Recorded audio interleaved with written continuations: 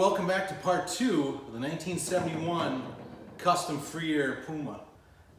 You'd think I'd get the intro right with the flow into the hood and the work. Nah, completely botched that up. So we're just going to move on and dive right into her. We're deep into spring here and I got a yard full of distractions. I got a new project over here that I'm not ready to show you guys yet, but pitter patter, let's get to work. Let's check out what happened in the last segment. Hopefully I'll get another video going soon. We're working on the pan, and then we're gonna start tearing down that Kawasaki. So enjoy. See you on the next one. All right, here we go. Fresh out of the mold, Al Seidel hood. I've always wanted a hood like this in a free air sled, and it's finally starting to come together. Guys, there is no easy way to go about this. It is so nerve-wracking to cut those first holes and to make your first trims on the front and side of this thing. I've got 15 to 18 hours of jerking around, cutting, trimming, filing, grinding, and I'm really still not done. I got a little bit of smoothing out here and there, and then I'm really looking forward to cutting and buffing it. You're just going to have to get after with a reciprocating saw, a die grinder, a cutoff wheel, a Dremel, whatever you got. I did try and throw some laser lines on it, and the thing is just not symmetrical. It does not sit centered in the hood, so then everything visually is off because everything you're doing is on a curve. But I used the 69 hood to kind of mimic on the back cuts, and when it was all said and done, this thing is just awesome. I've got a lot of work into it, but it is so worth it. You can see that the heads are fully exposed, so it should get plenty of cooling. I did notch out for the chain case cover, as you can see, but again, just worth it. This thing should really show well and should be a blast. So I hope you enjoy it. I hope you like the hood. It just turned out awesome. So in this project, I really wasn't going to split the bulkhead, but after working with it, you could see that it was pretty rusty.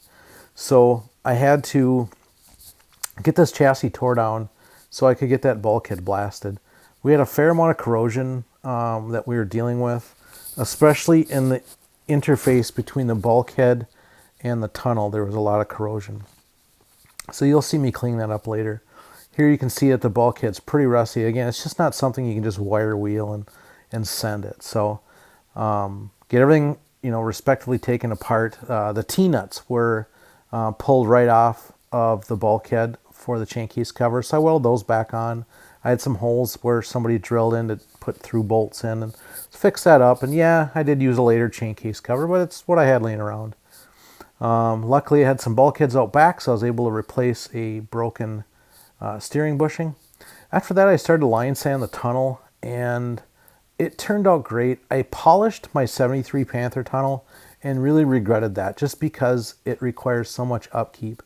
Whereas this is it's a nice brushed aluminum look, and I've seen some other guys do it, and I just love it. So pretty happy how that turned out. The bulkhead I had brought to Budget Sandblasting in South St. Paul, and Steve blasted it up for me, and the next day I was able to bring it home and start putting some primer on it. So I picked up some pretty expensive Chromax self-etching primer and got everything turned green. And in these next few pictures, you're going to just see how pitted that this bulkhead was. It's kind of reading at its last rites at this point, but with the primer and the blast and the paint and all the work I did to it, it'll outlast me. I'm not too worried about that. Here I am with a little hand pot that I'm doing a little bit of blasting of glass beads on this tunnel. Some pretty heavy pitting, so I was glad to get that cleaned up. Off camera, I did blast and paint those skid attach plates and got those riveted back on. So these were pop riveted on with steel pop rivets, but they're all rusty. And I have seen these hard shot with aluminum rivets. So that's what I did. I just put everything together with aircraft grade aluminum rivets, and it turned out great. Just nice and clean. They'll never rust because they're aluminum. And it was just a good look to finish off that brushed aluminum look. So we got the bulkhead painted black and then started to mate these two pieces together. It felt so good to be going to the reassembly stage and to mate these two together and get everything riveted up.